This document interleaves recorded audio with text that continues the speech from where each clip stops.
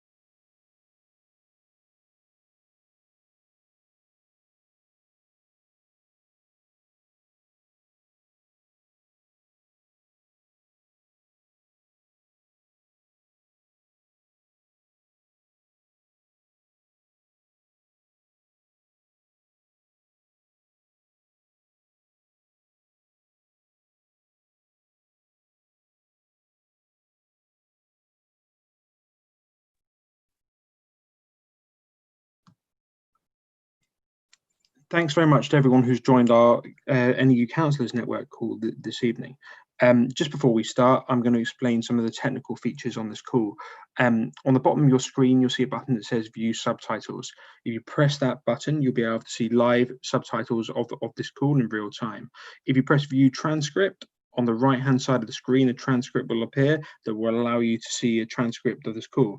Sam Riddle is also providing British Sign Language services for this call. So if you have any questions or any technical issues, please place in the chat and someone will be able to assist you. Thank you very much.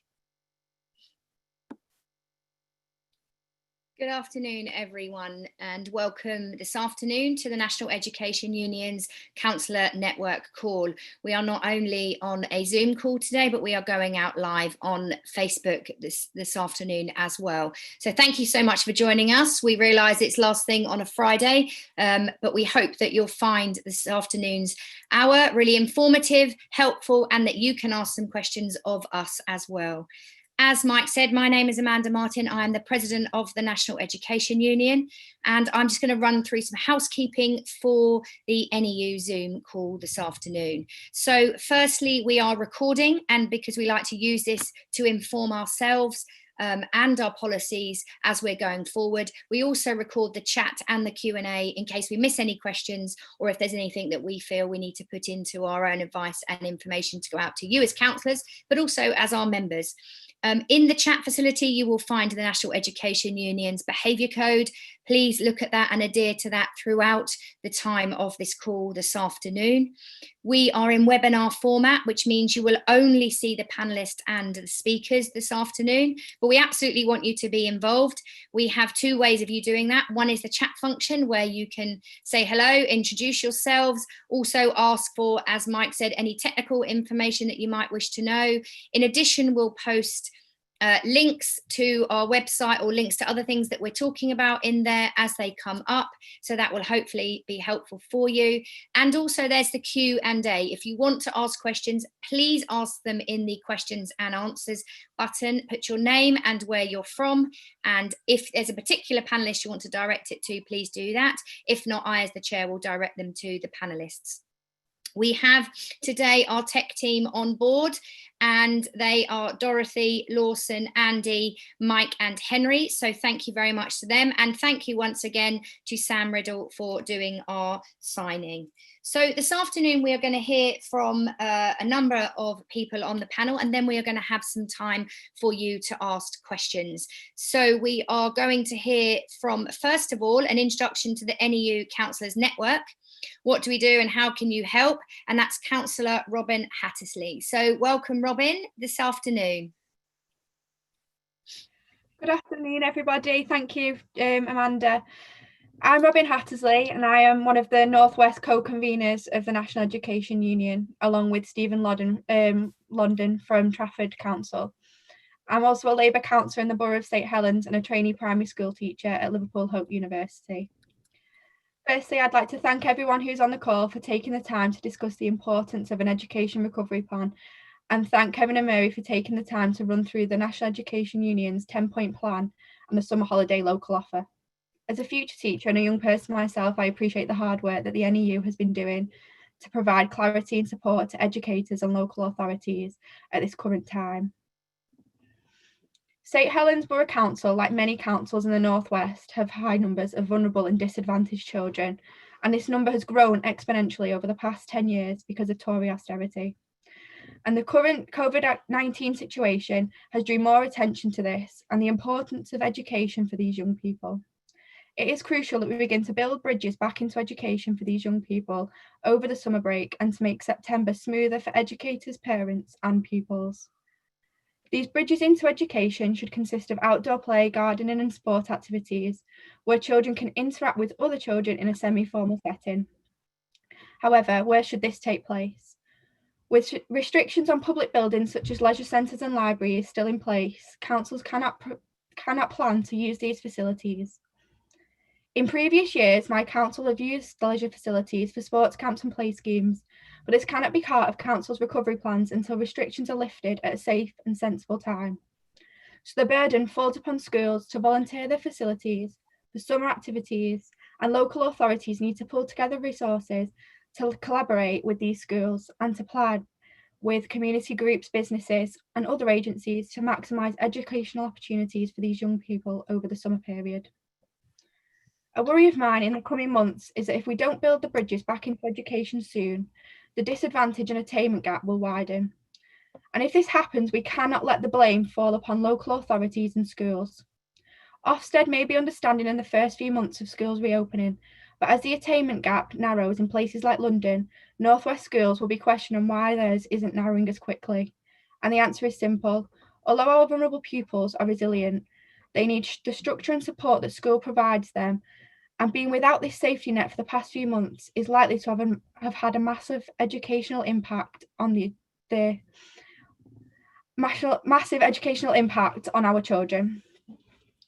And the guidance and support that the NEU has provided educators and local authorities over the past few months has been amazing. However, this isn't enough. This government needs to step up and start taking education seriously. We need promises, support and guidance in line with union guidance, along with discussions about overcoming the attainment and disadvantage gap within our schools. As councillors, we face many difficult decisions that are usually down to budgets or lack thereof. And one of the hardest realisations I've had to make is councils like my own must make decisions that ultimately affect vulnerable residents due to tightening budgets. And for this reason, I welcome point 3, which puts the funding of holiday clubs and activities onto central government. It is vital that councils pull together to place pressure on governments to provide adequate funding to deliver suitable services for young people. I'm tired of constant pressure being placed upon local authorities to deliver suitable funding, and I use the words adequate and suitable because the current promises of funding to local authorities are neither adequate nor suitable. St Helens Council's Children's Services budget has been cut by 19 million, and the current funding increases coming to council's way is simply a drop in the ocean compared to what local authorities have lost in the past 10 years, and this cannot be accepted. It is simply not good enough. To conclude, it is vital that councillors up and down the country stand together to support educators and young people, ensuring that bridges back into education are built for our most vulnerable pupils. For this reason, there is no better time than now to join the NEU Councillors Network, as it is a network open to all councillors and a partnership between local government and the National Education Union. Since joining the Councillors Network, I've had the opportunity to work alongside councillors from all areas of the country to fight for our young people and their educational opportunities. I've especially valued the opportunity to be involved in a letter signed by 1,175 councillors that asked for 4 key demands: to have a role in coordinating further opening of schools, free school meal vouchers to be provided for the whole period of school partial closures, guaranteed free school meal vouchers over school breaks, and to only open schools when it's further when it's safe. I strongly urge everyone on this call to join the network and to follow us on social media for regular updates on key educational issues within local authorities, and to share and raise these issues within your councils. We hope to grow the network and plan to work with the profession to place pressure on the government for a national recovery plan, with local authorities at the heart of it. By working with unions and teachers, we can achieve a local authority-led recovery plan that is funded by central government that works for all our young people. Thank you. Thank you very much, Councillor Robin Hattersley, and an impressive list of titles and things you're doing there. But the one that struck out for me, obviously we're on a council's call, is trainee teachers. So good luck with that, and I hope you can add NEU member to your list of things that you belong to. But thank you so much for your time. Without further ado, now I will hand over to one of our Joint General Secretaries, Mary. Hi Mary, good afternoon. Good afternoon, Amanda, and good afternoon, everybody, and welcome to this NEU Councillors Network call. I want to talk a little bit about the government's announcement yesterday about school reopening. And the first thing I want to say is the NEU, like parents, like teachers, like leaders throughout the country, want schools to reopen in September, but we want a safe school reopening. We're concerned that if the reopening isn't safe, that it won't last, and it will be in further difficulties in the autumn term. So on the 10th of June, the National Education Union wrote to Boris Johnson with our education recovery plan. I'll say a bit more about that later. Now, yesterday, the government produced its plan to allow all pupils to return to school full-time in September. And it's a plan, so at least we should be glad that we've got something. At least it's something which leaders and can use to plan for full pupil return in September. But the plan relies on two central planks: that COVID levels will have dropped further by September. We hope they will. And the plan also requires that test, trace and isolate will be fully functioning and successful. And as the example of Leicester has shown us this week, that is not the case at the moment. But we do hope that both these essential pillars of the government's approach will be established and that we will have firm foundations to build on. But we have real concerns, particularly about test, trace and isolate. We really have concerns about that. We also have very serious concerns about the government's plans, about the plans in the guidance launched by the DfE and by Gavin Williamson yesterday in the House of Commons and in the presentation at 5 o'clock yesterday evening. We think the government's guidance and its approach is rooted in a political imperative rather than in educational reality and in public safety.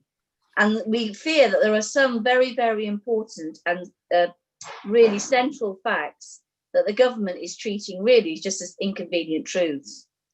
So here are some of the inconvenient facts. Our classes are now higher than they have been in a decade, with increasing numbers of pupils taught in classes of over 30. Our classrooms and school sites are some of the smallest in the developed world, with increasing numbers of pupils taught in smaller classrooms. And we have some of the highest pupil-teacher ratios in the OECD. So our teachers teach more pupils than most other developed countries. And the problems about that, when you think about a full return to school in September in the light of a pandemic, become immediately apparent. In most schools, in the vast majority of schools, state schools, there simply is no spare space. There aren't empty spaces where pupils can go. There aren't spaces where classrooms can be divided. There aren't large, wide corridors where children don't pass each other in very close proximity. And that's where the concept of bubbles becomes really important. In primary, the bubbles go up from 15 to 30, which is essentially the whole class. In secondary schools, the concept of bubbles has been stretched beyond any real meaning. So there could be year group bubbles in secondary of up to 240 pupils, which the government says the different year groups must be kept separate. Now, we just think that that is largely impossible. I was on the Sheila Fogarty show on LBC yesterday, and I said, well, keeping year groups separate is largely impossible. And she said, well, why can't the different year groups just change classes at different times? Why can't year 7 change classes at 5 past the hour, and year 8 at 10 past the hour, and year 9 at a quarter past the hour, etc., etc.? And I said, well, that would be fine, but where would they go to?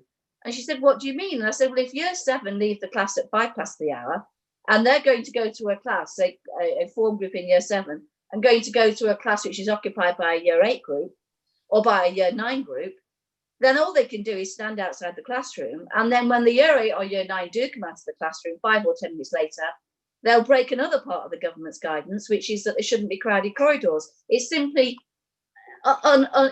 impossible to stagger the school day in that way. Just having staggered starts and staggered lunchtimes will be challenge enough. And the idea, which came out in the original guidance from the DfE, it was slightly modified, but not really, that schools can determine who sits where, even on a dedicated school bus, is nonsense. In country areas, how will staggered starts and ends work when the buses are so infrequent? And there will be no bubbles on public transport. So it's no wonder that Robert Peston, the ITV's political correspondent, said last night that the plan for head teachers is mind-blowing and like to give some leaders a nervous breakdown. And indeed, our feedback from our leader members is that Robert Peston is unfortunately right. We don't believe that the current plan in its current form is really workable. Uniquely, the government is seeking to persuade teachers and leaders and support staff that their measures are sufficient to make schools COVID secure and require them to work in classes of 30 or more children with no social distancing, no PPE for 7 to 8 hours a day. And these classrooms are often dilapidated and have poor ventilation. So cleaning them, the cleaning that the government requires, regular cleaning of toilets and of classrooms and of equipment. For example, the guidance says sports equipment to be cleaned meticulously between the different uses and between each bubble using it. Outdoor play equipment to be rigorously cleaned.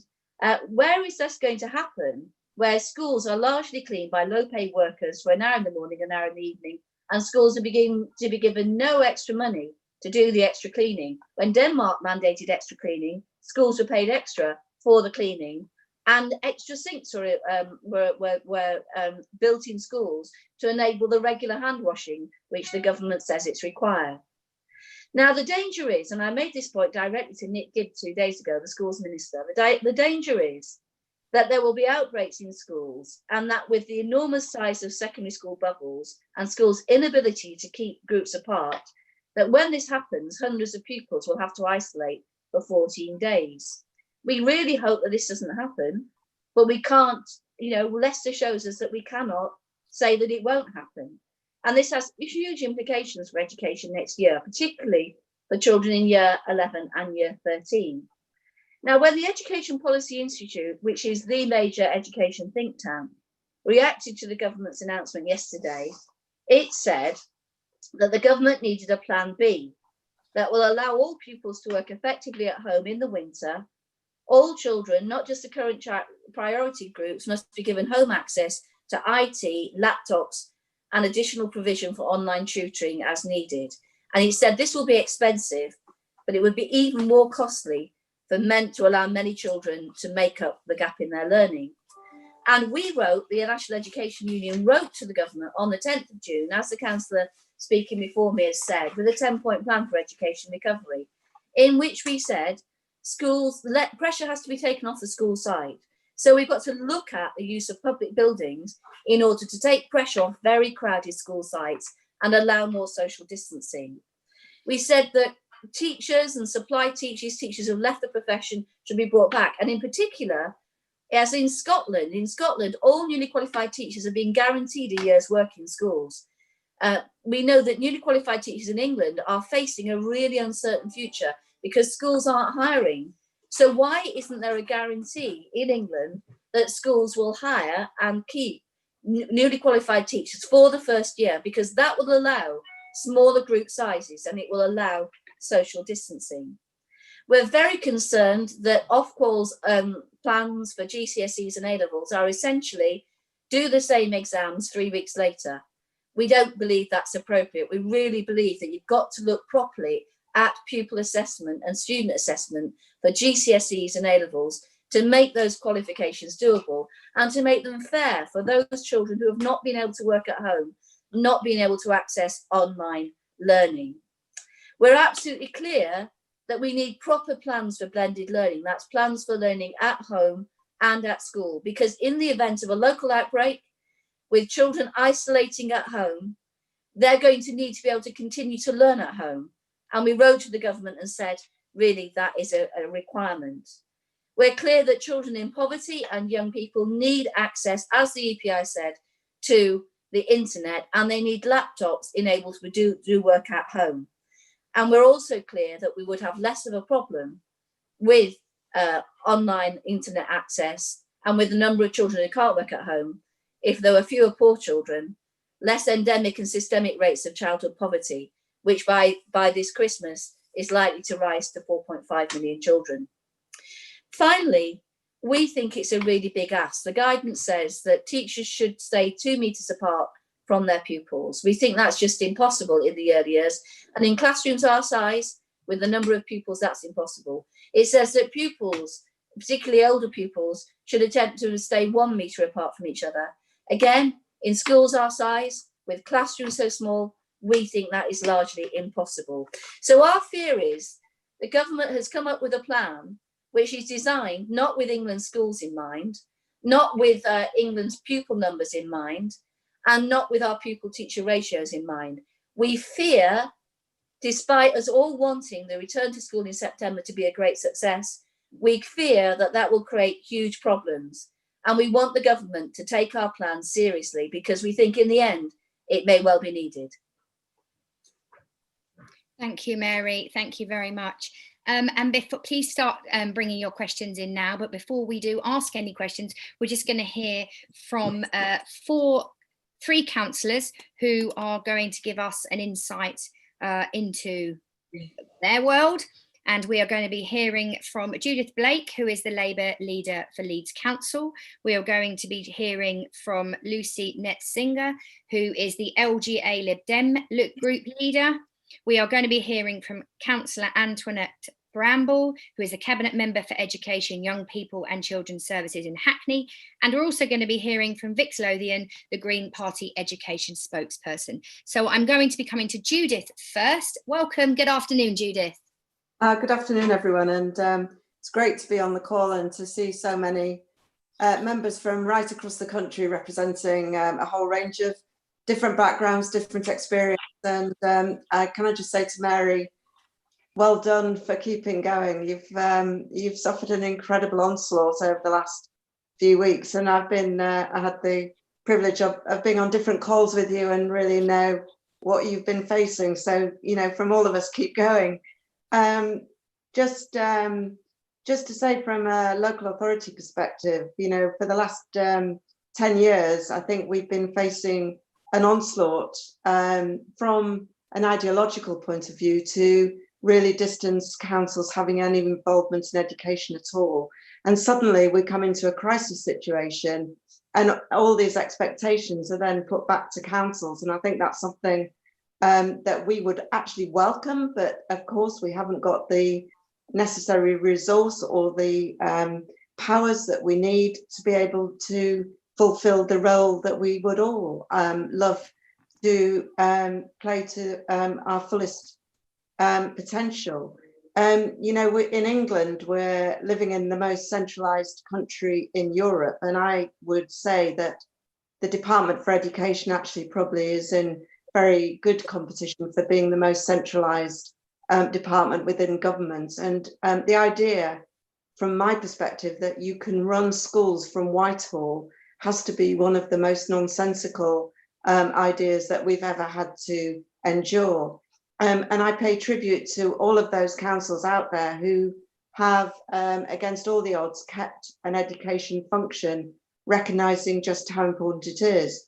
And of course, the lead councillors, the cabinet members who've got responsibility for children and young people, have a statutory responsibility. They're the only executive members that have those responsibilities for the well-being of children within their districts, and that doesn't matter where those children are, what type of school they're in, and that is a very serious responsibility. It's absolutely crucial that in this agenda, bringing children back into school, which all of us want to see happen safely, we have to take account not only their educational needs, but also well-being, social care, mental health, and the fact that so many more, as Mary said, will be experiencing real poverty at home. I think one of the biggest regrets from the announcement that's been made in terms of support from government is that they haven't taken our plea for supporting summer holiday activities seriously. You know, there is one thing asking kids to come and engage in learning, but there's another thing coming to ask them to engage in fun activities, football, drama, you know, whatever we could do which would re-engage kids, and then our qualified youth workers, etc., could assess some of the real needs that those young people will have from their experience of being in lockdown. And we know we're expecting some really serious issues coming forward, and it's working with councils that brings together that rounded picture and experience that can actually then support schools with the job they need to do of getting kids learning again. But from a, you know, we've argued, you know, for the free school meal entitlement to be continued. I know there've been problems with the system, but you know, it's because of the pressure we put on as well. You know, that has actually enabled that to be established, which I think is really important. My real concerns as a councillor are the unaddressed issues around school transport that we're going to have to face, and absolute nonsense. You know, in terms of the numbers of buses, social distancing on buses, staggered entry, where are these vehicles going to come from for a start, and how are we going to manage that without having a clear understanding of the plan? And as has been mentioned, a real concern about the lack of attention to the additional resources that schools are going to need, whether it's in additional staffing, all of the health and safety regulations, just the sheer fact of hand washing, will it be hand washing or sanitizers? And note to teachers that most of the sanitizers are made of 60% alcohol. I think that's something that we need to bear in mind. And just on the bubbles, obviously, some of us represent areas where schools are massive compared to what we've been led to believe. And I don't think there's a real understanding of the different scale of schools that we're facing. But has any consideration been given to the fact that the vast majority of kids in school have siblings in schools which will be in different bubbles? How is that going to be addressed? So I think I just end really on the fact that we know we have to prepare probably for the whole winter of living with the virus in our communities. And all councils are taking very seriously the whole issue about testing, tracing, containing.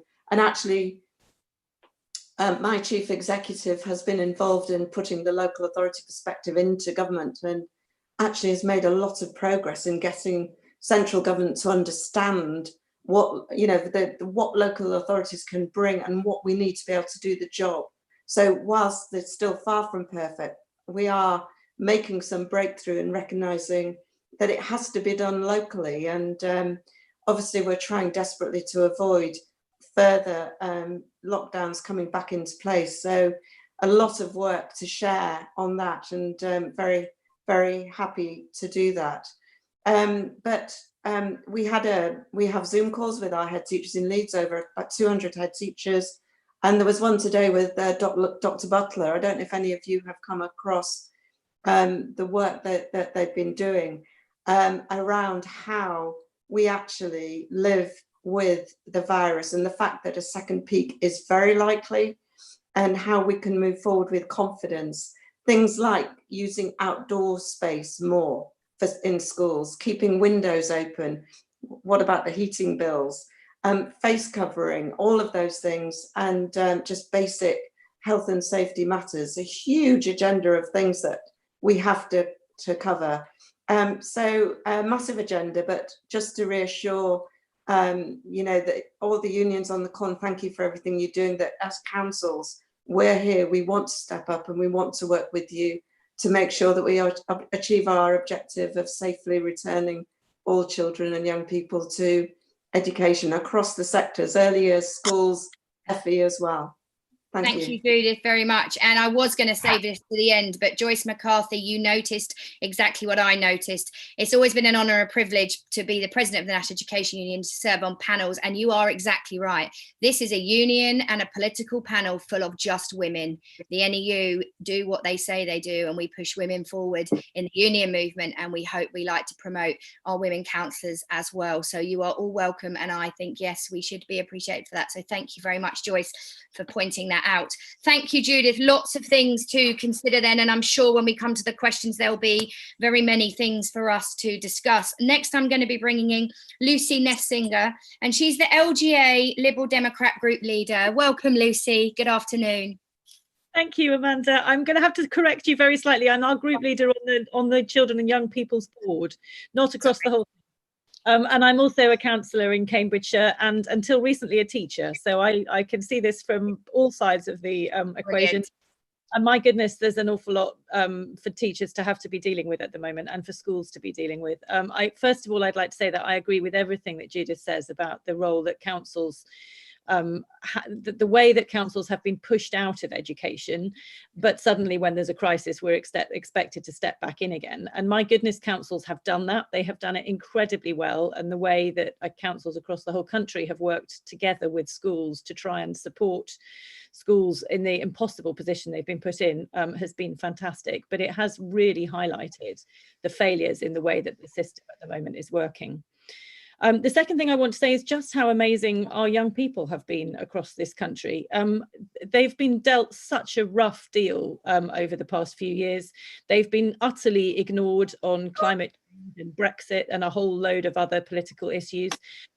They've had extraordinary changes to their exam system thrown at them, huge amounts of additional content shoved in, massive pressure on them in terms of 100% exams. And now suddenly all of that's out of the window because there's a pandemic and they've had to stay at home. And there's been some talk about the way our young people have behaved. I think they have been fantastic. And I think it's really important to put that on the record. The second thing I want to say is that, how angry I am at the fact that the DFE are daily missing the opportunity to try and make sure that that there are summer activities available for children. I think that their failure to grasp that and the importance of that is really appalling. I mean, it would not have been difficult to give many after-school clubs, out-of-school clubs, the kind of support that they need so that they can run some kind of service over the summer. But as days go past and that support is not there, the likelihood of those clubs not running is higher and higher every day. And that's going to have a further impact on isolating children and making things more difficult for families who need childcare over the summer. I think it's just shocking that the lack of interest in the DFE in that whole side of provision for children. When the children do eventually go back in September, and I think it's really sad that so few of them have been able to go back until now. And I think that, again, the DFE have failed miserably in making it possible for more children to go back into school for at least a little bit of time, because actually a little bit of time makes a big difference for some children. I think that it's really clear that pastoral care and support and looking after mental health needs to be one of the top priorities for school. And I'm concerned that actually the messages coming out from government about fining families are not going to make that any easier. Actually, we need our young people to come back into school to feel that they're being supported, not that they're being forced back in. And then I think the next thing that is enormously important is that it's recognised that children should come into school for education and not just for childcare. And that education can be delivered well at home, and that blended learning has been quite impressive in some cases, and that we need to be focusing on all the things that can be done rather than simply saying everything has to try and go back to normal, because actually it's not going to be normal in September. There are going to be an awful lot of families for whom life is very far from normal, particularly those with where there are health issues and family members to be shielded. And making sure that children under those circumstances don't feel even more isolated is just as important as bringing others back into school. Moving on, I think, so one of the things actually is that if we're looking at that blended learning model, we also have to think about all the opportunities that there are for looking at education in new ways and potentially being much more flexible in the ways in which schools all over the country offer learning to different individuals. There are quite a lot of young people who find school quite stressful. I think it's important for them to come into school. I think that the socialization and the seeing friends is very important for young children and for older children, but they don't necessarily, I think one of the things we're learning is that they don't necessarily need to be in school all the time to have good educational outcomes. And there are things that we can learn from the blended learning that schools are introducing. Some of the opportunities there are really quite exciting for supporting children with their learning at home. And for the government to be just ignoring that is really unhelpful. I think that the work from the Education Policy Institute on the need for schools to plan for blended learning is absolutely right, and the priority of making sure that all children are able to access that is also right. We also need to recognise that for some children, working at home is going to be something that they enjoy and something that they do well and are good at. And for other children, they simply don't have the space. They don't have that quiet place where they can do some work, and that making sure that those children have the opportunities and the support that they need is critical, and that there will not be a one size fits all, and that some children will need different support from others. And we're not getting any of that flexibility from the government at the moment. So those blended learning opportunities can be opportunities as well as problems. I think the final thing I want to say is that our education sector, as Judith says, has been underfunded and under-resourced for years. And those cracks in the system are being shown up by the COVID crisis, just in the same way that they are in the care sector and in so many other areas of our public services. And we need to make sure that we get the investment that is needed and that we come out of this crisis in a better position from the way in which we went into it. I hope that can be the case. I'm not over hopeful with this government, but that's what we need to be aiming for. Thank you.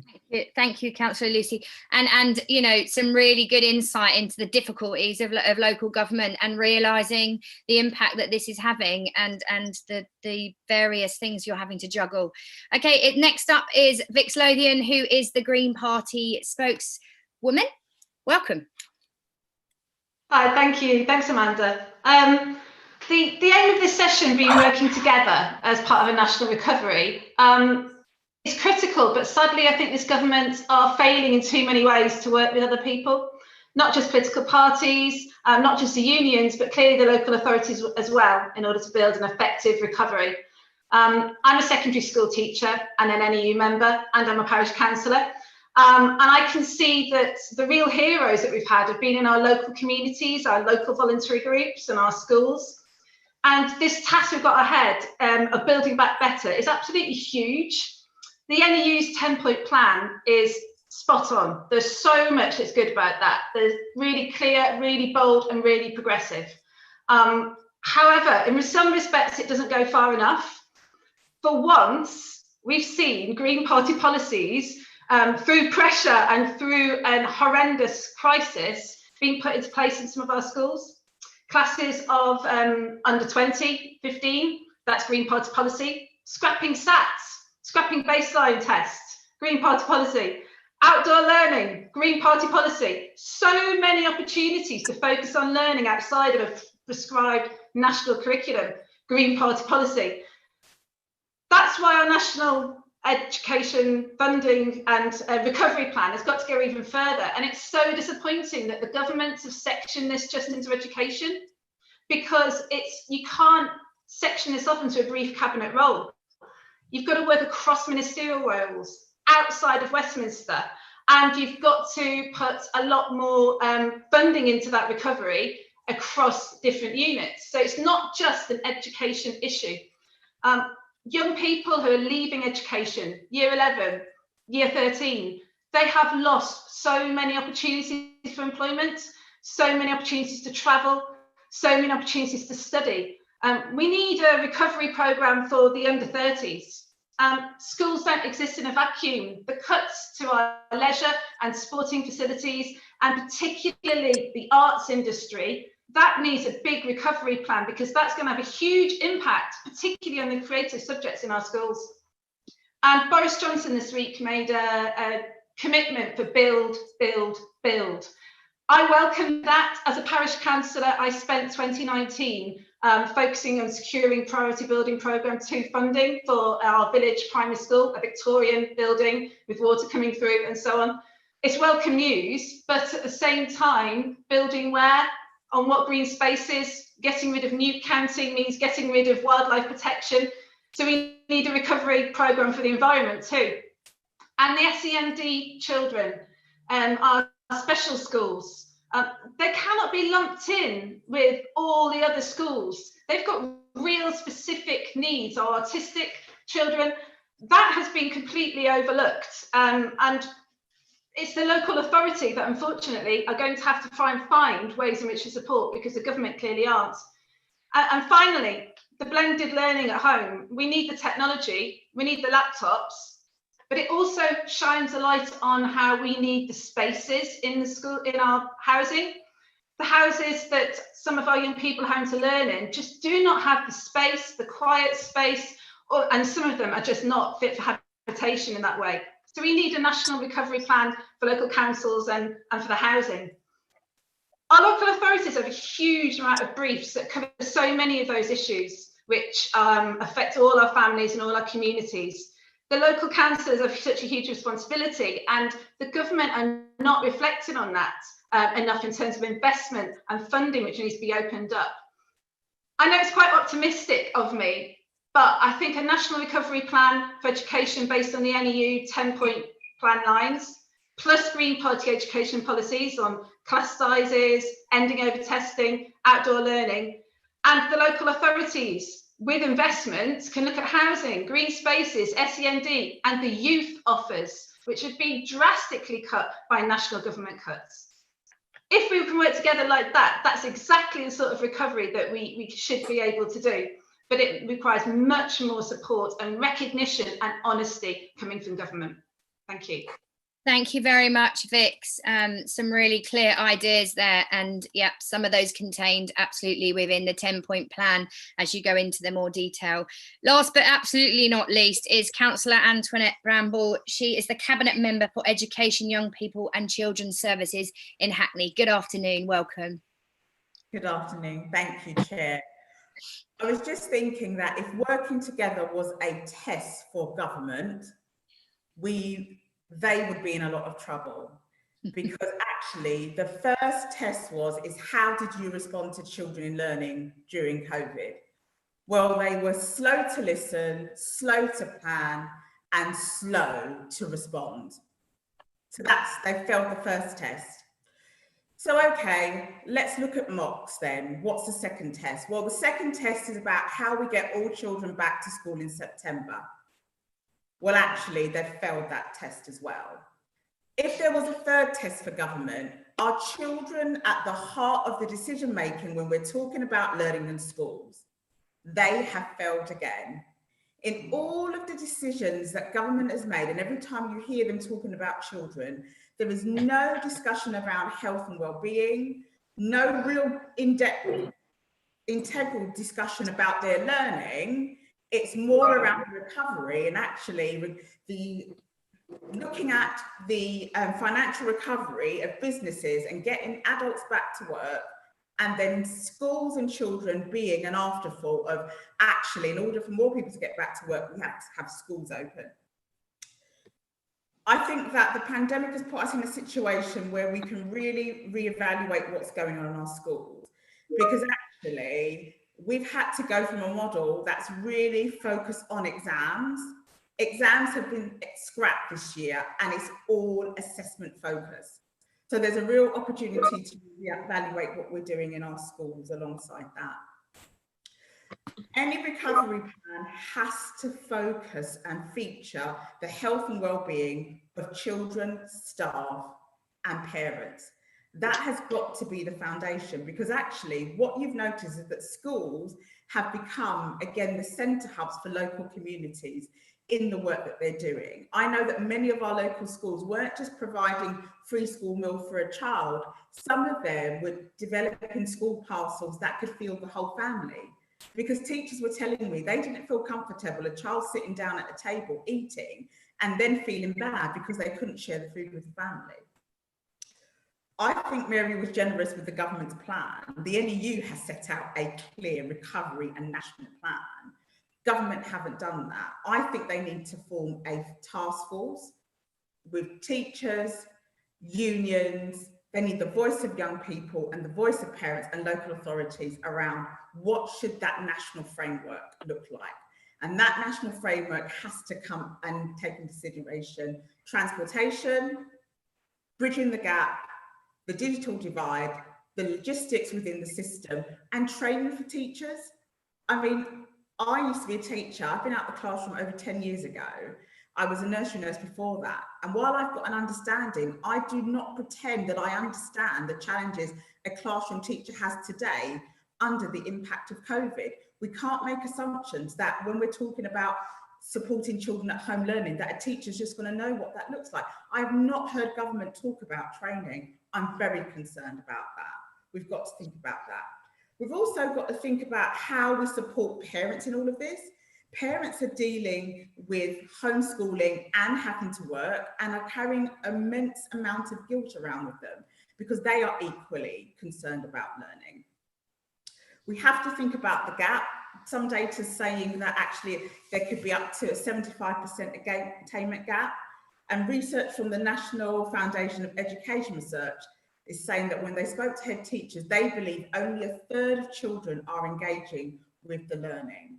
So any national plan has to think about how we respond to COVID. Now, we all want to work together to get all children back in September, but we are acutely aware when we had to even think about the thinking through of getting extra year groups back in school, the challenges and the hurdles that we had to overcome. So now when we're talking about whole systems and whole schools, although we're all willing, it's going to be a challenge. So we have to think about a hybrid approach.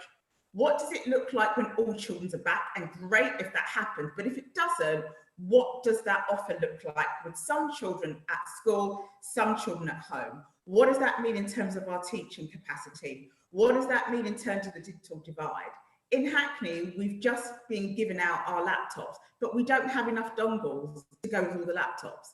So that's great. Here's your shiny new iPad, children, but we'll worry a bit later how you can then finance using it to download all the work that you need. We'll think about that later, but thumbs up, Boris, because you've sent some laptops. So the government need to really invest in what's going forward. So we need a hybrid model, some children back in school, some at home, support for teachers and training, because actually if you're teaching children in their home and you as a teacher are letting children into your home, we have to think about the logistics of this. I think that the government have missed an opportunity to work with those that are closest to the issues. And I think that they've spent so much time eroding roles. So for example, they've moved the role of the local authority further and further from schools. But in the pandemic, we are now the middle tier. As Judith, I think, said, we're happy to fill that role, but actually we need the funding and the legislative powers to make decision-making that we need at a local level. Any national framework for children going back to school has to be able to respond on a regional level, a local authority level, but more importantly, at a school level, and have that flexibility. So I really just want to commend the work that the union are doing on this, because they are actually doing the thinking that government have left behind. I think the government have got a lot to answer for here, but in the interim, absolutely stand behind the NEU to fill the gap so we can get children back to school, we can get teachers feeling supported and not worried about returning to work, worried that they will get sick, but more importantly, make their families sick, and taking the pressure off parents who are not teachers, who have been left with the responsibility of educating their children because the government has been too busy taking local decision ways at a local level or making it at national level, and then not focusing on what they should be doing at a national level, which is having a national recovery plan for children back in school. Thank you, Chair. Thank you, Deputy Mayor Bramble, and thank you very much.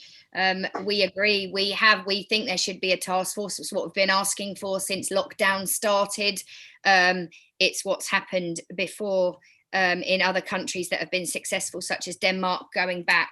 Okay, I've got some questions that I'm going to come through. Some of them, I'm sorry to the councillors, are pretty NEU orientated, but I guess it's why people have come on the call to ask some key questions. So I'll take three to start with. Luke Frost has asked, with over 200 changes of guidance by the government since the COVID outbreak, it's actually 300, how do we put our trust in the new guidance, and or do we look to a more local model, ensuring that schools are suitable and fit for purpose? That's the first one. And then Matthew Holbert has asked, schools can't and shouldn't be expected to do everything.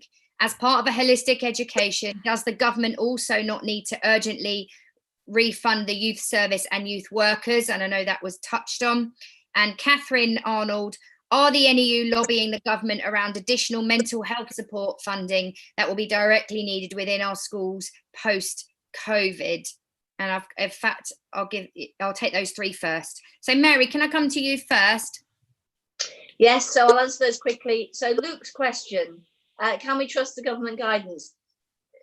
The latest iteration of the government guidance is so unworkable that you can't trust it, no. And absolutely, local authorities and schools should take the confidence to do what they can do.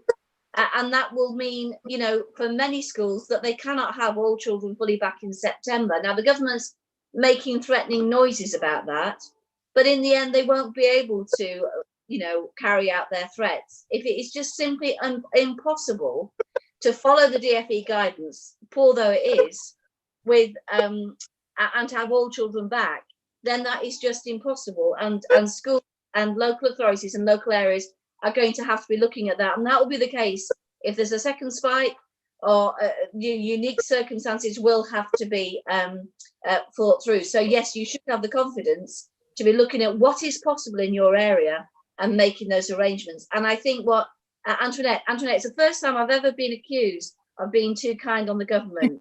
So I hope that there's somebody recording that in the interest of balance. And Catherine, are we lobbying the government around mental health support? Yes, we are. We've really worked hard on what learning should look like in September.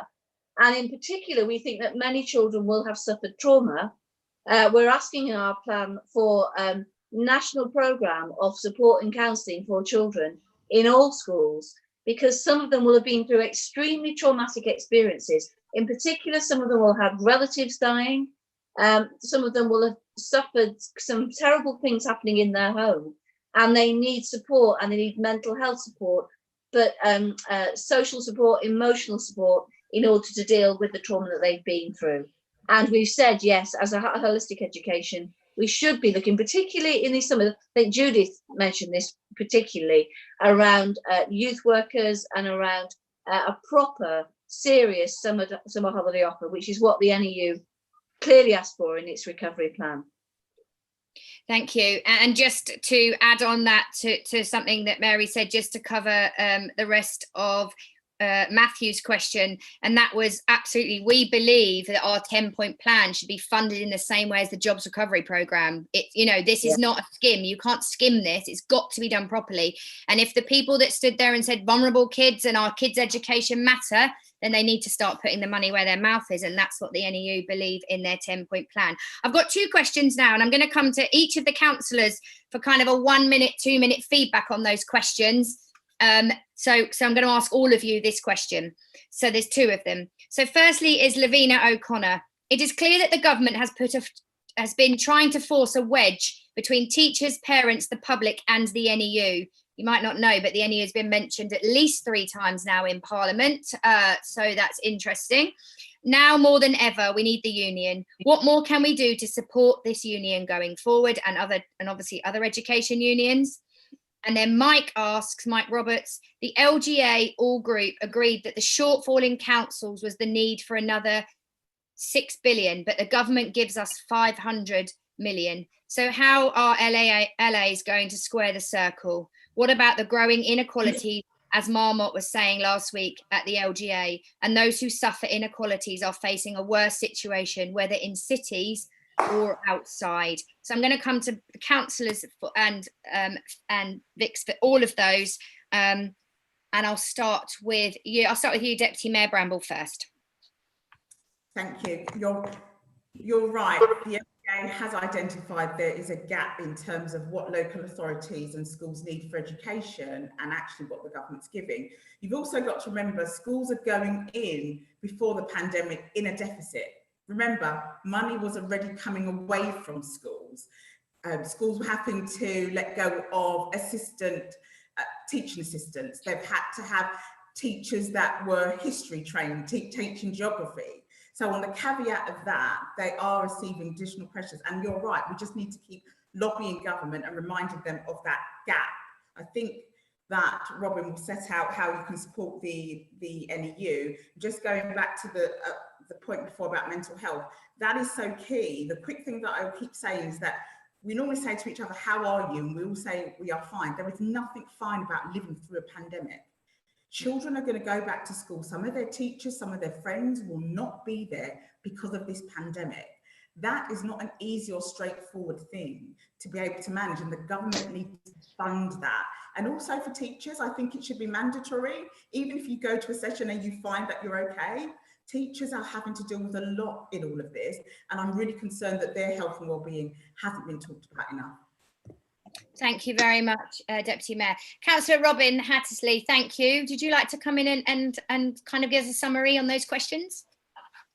Yes, so what Lavinia was saying about how we can support the wedge that's being built between parents, teachers and the NEU, quite simply, as councillors, we need to all join together, and we need to be fighting for common goals, and we need to be listening to what the NEU is saying, because quite frankly, they're the only people that are speaking any sense in education at the moment. So by joining the councillors network, we can share our ideas and share our thoughts and feelings about what the central government are doing at the moment, and fight for more support for our educators, our young people, and for our councils. And that is the only way that we're going to get through to central government, is by all working together. So I do urge everyone again to join the network, to follow us on social media, to really get involved, because we do all need to be working together and saying to central government that we don't agree with their position currently in education, and it's not good enough. And I'd like to agree with what Deputy Mayor Ramble said about Mike's question. Obviously, we went into the pandemic in a deficit, and the government are saying that they're going to give us money, but it's not enough. It's not acceptable. It's simply a drop in the ocean compared to what we lost since 2010. And we need to be saying that. We need to be standing together, and we need to be saying we need more support for all council services, especially education. Thank you, Councillor Robin. Can I come to Vix now, please? Hi, thanks. I think when we're looking at disadvantaged children, it's because coronavirus crisis is showing us what was already there, and quite often that was hidden underneath the surface. This huge amount of disadvantage. Mary said, 4.5 million children in poverty by Christmas, and that may well increase as the furlough scheme we come out of the furlough scheme. This government lack imagination. The focus being on pubs opening at 6 a.m. tomorrow, rather than getting children back into places where they can begin a recovery with adults and their peers. The government seems to lack empathy and compassion. It's a focus on the economy and not on wider qualities and values of society that all of us here this afternoon share. Just to go quickly back to the question about what the guidance being unworkable, I think it flags up two things. On the one hand, our education system is massively divided and hierarchical, with different academy chains and federations and things that don't work for them. At the same time as the government is trying to impose a really centralised solution and not empower or trust local authorities. And the local authority education has been decimated, and being able to pick that up now is incredibly difficult for the local authorities to do. And finally, teachers, parents, unions, government all working together. I know that there is a Parents for Safe Return group that has been established and set up, and I think it's the 14th of July is the next meeting, a Zoom meeting for that. So it's worth checking them out as we start to get more of a voice for parents, because most parents are teachers, councillors, but they haven't had a unified voice. So I urge people to get involved in that too. Thank you very much. And Councillor Lucy, can I come to you, please? Thank you. So on the question about the government trying to force a wedge between teachers and parents, I think they did try and do that. I don't think it was that successful when they started. I think there were many parents who were also very concerned about the safety of returning to school. And I think that any credit that the government might have had with parents was quite quickly overturned this week with the things that they were saying about fining parents who were not willing to send their children back. So I really don't think that the government's credibility with parents is particularly good at the moment. That's my perception. On the LGA shortfall of 6 billion, Mike is absolutely right that councils are really struggling at the moment. That they're, I mean, having not had the sorts of education, I mean, the cuts in councils' education departments have been huge, but the cuts in other areas of council work have also been enormous. I mean, it really worries me that we're now going to have huge rising need in pretty much all authorities. There are very few councils which don't have serious areas of deprivation within them, and the need in those areas is already incredibly high, and it's likely to get significantly higher. The fact that we don't have the children's centres and the youth work that we did have 10 years ago is a massive problem, and I think that the problems that we're going to have coming out of this crisis in councils with the losses that we're facing, with dropping council tax, lack of business rates, lack of income from all sorts of areas, on top of those years of cuts, is going to be really, really difficult. So I think the only way to try and manage that is for councils and schools and all sorts of public sector to work together, and we need to try and make sure that we're doing that. Thank you, Lucy. And Councillor Judith Blake. Thank you, Amanda. So the first question from Lavina, I think they really did attempt to put a wedge between us all, and actually I think our collective response really took them by surprise, and they weren't expecting, you know, just how forcibly we would all stand together. And you know, teachers were reflecting concerns of parents reflecting concerns of kids, you know, and everything going around. So from a council perspective, councils can provide the glue to bring everyone together. Our convening power is often underestimated. So let's really step up to the plate and really provide the spaces where all of the different groups can come together and work out local solutions, because that's what's going to get us through. And of course, all of us, I think, would support a recruitment drive to get, you know, more and more, make sure all teachers and non-teaching staff who are in this debate as well signed up to joining unions. So we've got, you know, an even stronger voice going forward. Mike's absolutely right. And, you know, just to give you some context, even with the extra support that came through yesterday, Leeds alone is facing a £58 million shortfall this year, and most likely a 90 million shortfall next year. It is stark. And we've already, you know, spent the last 10 years arguing about how short-sighted the whole austerity agenda has been, you know, and the direct link to raising inequalities that Marmot brilliantly lays out. And it's no surprise to us, the impact of the virus has hit the most hardest in the areas of real inequality that so many of us get. So as obviously across the whole of the local government family, we're arguing our case, but I think we've got to get not the usual suspects arguing on our behalf as well. I was on a call yesterday with the CBI, and you know, when you've got Carolyn Fairburn arguing with government that they have to support local authorities because we are the key to the recovery, resetting, however you want to describe it, that's a powerful ally. And we need to make sure with the unions, councils and business working together, also the voluntary and community sector are facing wipeout, and all councils support the third sector hugely. And if we haven't got the money, if we've only got money to support our statutory services, then there's going to be a lot more problems going forward. So it's a question of all coming together, making the case, articulating it, and not giving up, and keeping going, fighting for what we know we need to deliver for our communities. Thank you. And thank you very much, Judith, Councillor Judith Blake, for that brilliant contribution. Mary, did you want to finish off with anything before I sum up? Well, it has been a torrid time. I've been on the front page of the Daily Mail twice in the last month, and in a way where I barely recognised myself. And as Judith knows, because she was on the panel after me, I had a wonderful time in front of the Education Select Committee, where Tory MPs were, well, in one of them admitted it, ranting, which is what it was a rant. So it has been pummeling and exhausting, but I think that they have been able to drive a wedge between us, and I don't think parents are impressed at all. I'm afraid I think they will bring themselves into disrepute because of their completely inadequate planning for September. They will bring themselves into disrepute, and we will have to be there then to pick up the pieces and to come back with a plan that does work.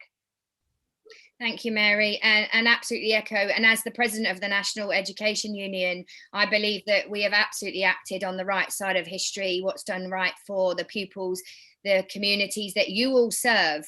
We never stopped schools opening. We pushed right from the beginning to keep them open for our key worker and vulnerable kids, and because it was the right thing to do. And we've wanted to help to open. We've wanted to find a way. And when we weren't listened to, we produced our own 10-point plan, which we hope will be looked at and be used. For you, I think, thank you very much for your time. I've run 4 minutes over and I apologise. This today, we launched the NEU Councillors Network 2 years ago in 1 day.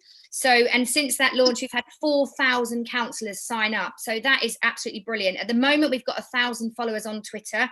I guess for you, what my ask would be, because I always give an ask at the end, is to get your colleagues to join. Get your colleagues to join, not only just in your councils, but other council colleagues when you go on training, when you look at things and linked with the LGA. Please get your other councillor colleagues to sign up and have a look at our 10-point plan. The summer holiday recovery plan, we haven't even touched on today, but it is in there, and it is about helping local authorities to organise and to get government funding. That's what we're pushing for.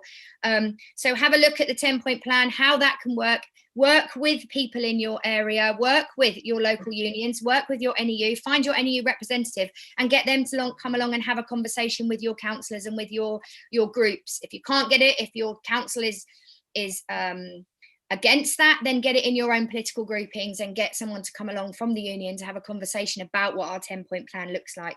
Thank you very much for your time this evening, and thank you so much for all of your hard work that you are doing. We realise how very, very difficult sometimes being in local council can be, particularly when it comes to education and the very, very minimal budgets that we're now faced with. But thank you very much for your time. Please let us know if there's anything further we can do. I know that Chris Brown is someone you can contact through. But have a good evening and a good weekend. Thank you.